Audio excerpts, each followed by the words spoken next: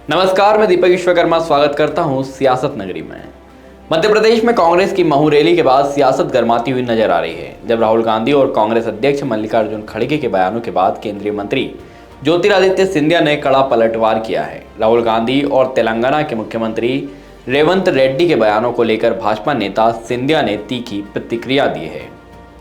कांग्रेस की महू रैली में राहुल गांधी ने एक विवादित बयान दिया था। उन्होंने कहा था कि आज़ादी से पहले भारत में राज परिवारों के शासन के दौरान अनुसूचित जाति और पिछड़े वर्ग को अधिकार नहीं मिलते थे और स्वतंत्रता के बाद ही उन्हें अपने अधिकार मिले हैं।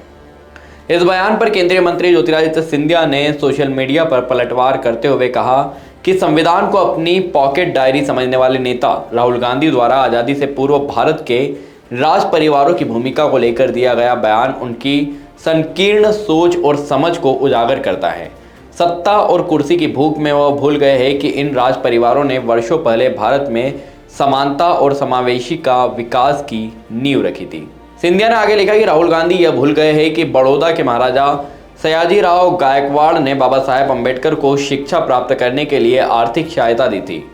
वहीं छत्रपति साहूजी महाराज ने 1902 में बहुजन समाज को 50% आरक्षण देकर सामाजिक न्याय की नींव रखी थी। ग्वालियर के माधव महाराज प्रथम ने शिक्षा और रोजगार के केंद्र खोलकर पिछड़े वर्गों को सशक्त किया था। उन्होंने कांग्रेस पर आगे निशाना साधते हुए कहा कि यह वही कांग्रेस पार्टी थी जिसने दलितों, वंचितों और पिछड़े वर्ग के अधिकारों पर कुठारघात किया। राहुल गांधी को पहले इतिहास पढ़ना चाहिए, फिर बयानबाजी करनी चाहिए।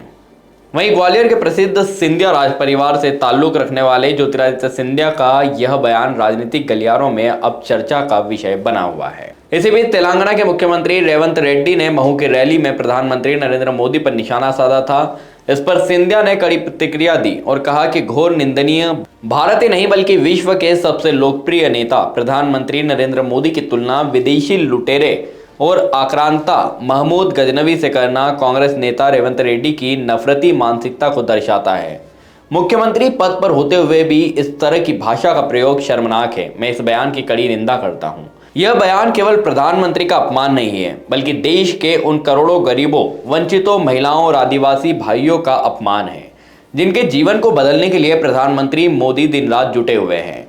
कांग्रेस पार्टी और रेवंत रेड्डी को इस बयान के लिए प्रधानमंत्री और देश की जनता से माफी मांगनी चाहिए।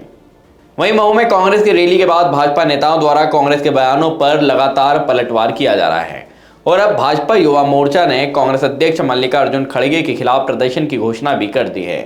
यह सियासी विवाद मध्य प्रदेश में सर्दी और गर्मी का सामना कर रहा है और आगे आने वाले दिनों में इसके और गहरे होने का आसार भी है। आखिरकार मध्य प्रदेश में इन तीखे बयानों के बीच राजनीतिक माहौल गरमाया हुआ है और यह देखना होगा कि दोनों पार्टियां आगामी चुनाव में किस तरह की रणनीति अपनाती हैं। अधिक जानकारी के लिए बने रहिए हमारे साथ।